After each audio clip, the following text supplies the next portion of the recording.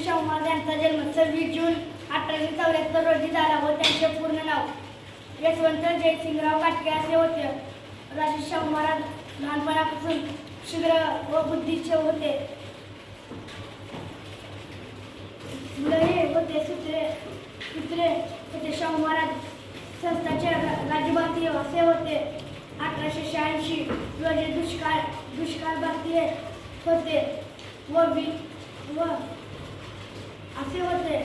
दुष्काळ पडलेला होता व मला आवडलेला गुण लोक कल्याणकारी राजा हा गुण आवडतो.